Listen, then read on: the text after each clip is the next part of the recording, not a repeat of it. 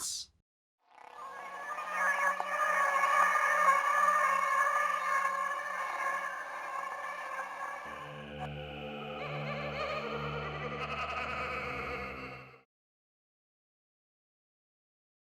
We start our tale at the end.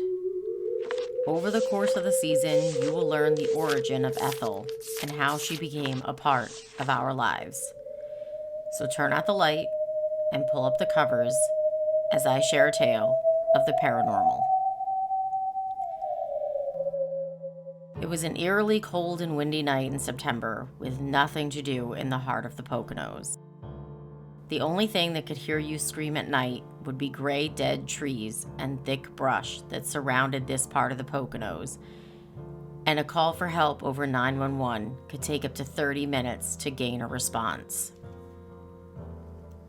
We were living with my parents and brother at the time, and there were strict time frames as to when you could come and go at night.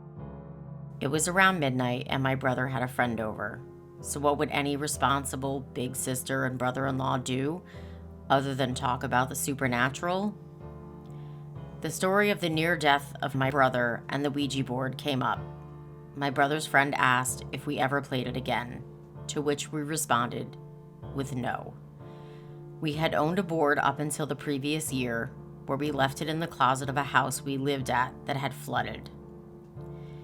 My brother squealed and said that he had a Ouija board. We asked when he got it, since our mother forbade them in the house, and he told us that it was in the back of his closet since he moved there. He rushed into his room to fetch it, and then plopped back down in front of us with it. A faint, musty smell filled the room as we removed the cover of the box, where we found a water-damaged board inside, almost as if the Ouija board we had left behind had turned back up here. It had been 5 years since the events that took place with my brother, so we were a little skeptical at first to play, but the need to fill our guilty pleasure urges took over. Besides, what was the worst that could happen this time? We began to play and instantly connected with a spirit. My husband, in usual fashion, began to troll and challenge the board to prove that someone was not pushing the planchette.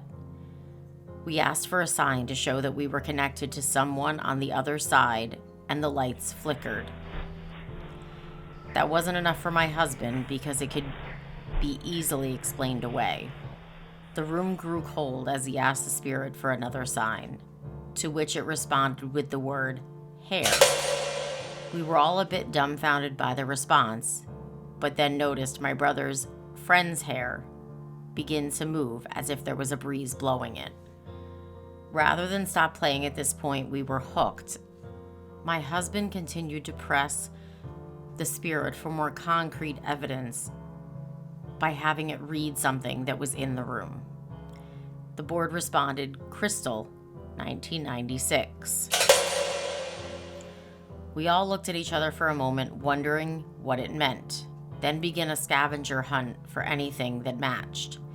In the next room on the wall was a family picture with a wallet-sized photo wedged between the frame and the glass. It was a picture of my parents' friend's daughter, Crystal. My husband pulled the picture out of the frame and found that it said Crystal, 1996, on the back. Despite all being a bit shaken, we continued to play until someone asked, "Tell me about something in the future," to which the board responded with the word fire. We asked the spirit to elaborate, but it only would repeat the word fire for each question going forward. That is until we asked who we were talking to. The planchette slowly moved over each letter, almost as if it was indulging in the fear that grew with each letter reveal. E, T, H, E, L. We ripped our hands away from the board in terror. Ethel was the spirit we encountered 5 years earlier. We quickly ended the session with goodbye, hoping that we would force her to go back from where she came. A week later, while walking down the back steps of my parents' house, my husband's legs were pushed out from under him, causing him to fall down the remaining 5 or 6 steps while he held our son. A few weeks after that, near the same time that we had reconnected with Ethel, a fire sparked by the same steps that my husband fell down and quickly engulfed the house, leaving it just a shell of 4 walls on its foundation. We all made it out safely. As some do, we returned to the home a few days later, hoping to see if we could salvage anything from the remains. There, through the window of my brother's room, sunlight beamed through a hole in the roof and into what was formerly my brother's closet, causing light to reflect off the white trim of the Ouija board box. Somehow the box had not been damaged, only covered with soot from everything that burned around it. We didn't retrieve the board, leaving it to be bulldozed away, and despite the many urges to play again, we have resisted up until this day, 20 years later. Have a story about the Ouija board or something paranormal? Share it with us and maybe it will be told in a future episode. Until then, sleep tight.